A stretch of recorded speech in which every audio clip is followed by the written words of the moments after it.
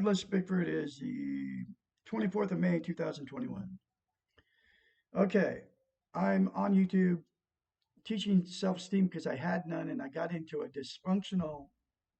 married into to a dysfunctional family May of 2017 because of no self-esteem, because I was molested as a child when I was, I have no idea when it started. All I know is I don't remember any of it. Only reason I know is because my sisters and told me about it.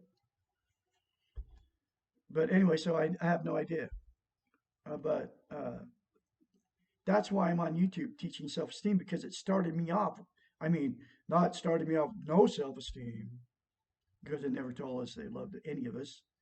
Started me off getting sexually molested with no self-esteem, right? So that sent me on a road to my whole life. I was with I married into abusive relationships, dysfunctional families, every time because I had no self love, self worth, because I was looking for love.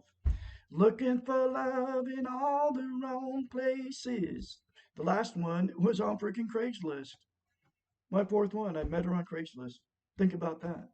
And then I married her after 3 weeks with no self esteem.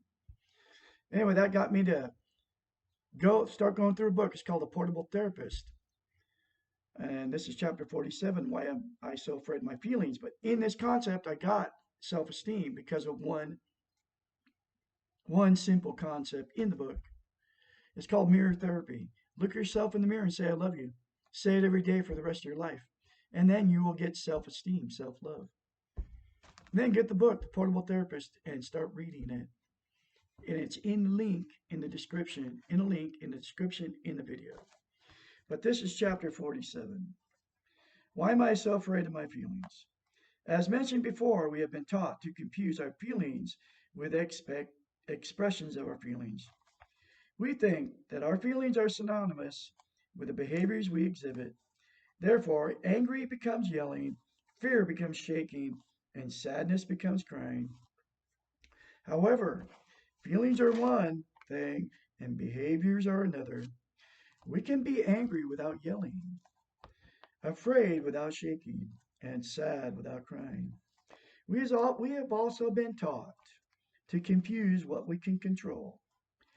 We have been trained to try to control our anger, fear, joy, and so on. We have been told that it is not appropriate to be angry in certain situations, and that we cannot be sad without being weak. How often we have heard parents tell their children, don't be sad. You can't be angry at me. Don't get excited. And so forth. And so we grow up thinking we must somehow control what we feel, but not knowing how to do this. It becomes easier to try not to feel than to feel at inappropriate times.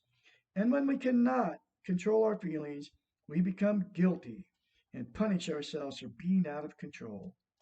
It is no wonder we think of our feelings as enemies and become afraid of them! Exclamation point. Since you cannot control your feelings, it is an exercise in futility to try. Focus instead on accepting your feelings without fear and practice controlling your expressions of these feelings. This may be easier than it sounds. There is time between the awareness of what you're feeling and your behavior. Begin noticing this time period. When you behave instantly in response to your feelings, you are reacting and you will often feel that your feelings have taken control over you. Realize that there is no need for an instant reaction. Take the time to choose how you want to express yourself. Acknowledge your feeling by stating, I am feeling angry or sad or whatever. Then ask yourself, what do I need to do? Then take a few seconds more and ask yourself, how will I feel about myself after I do this? If you think you will feel bad, do not do it. Try something else. If you think you will feel all right, then do it. If you're not sure, try not doing anything. It's okay to be unsure. If someone else is involved, tell the other person what you're feeling, that you do not know what to do. Often they will help you solve your confusion by the way they respond to you. You may begin a dialogue in a way that requires no other action. Remember that recognize your feeling and accepting it means that you will no longer be afraid of the feeling. All your feelings, the ones you like and the ones you do not like, are normal and natural. They are part of you and they are not good or bad, right or wrong. Feelings are what separate humans from machines.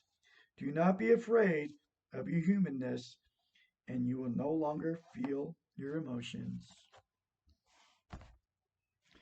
There you go, folks. Another powerful chapter.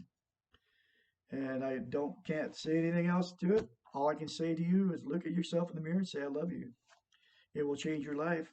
And then get the book that's in the link in the Portable Therapist and read this for yourself. It will change your life. I promise. Have a great day.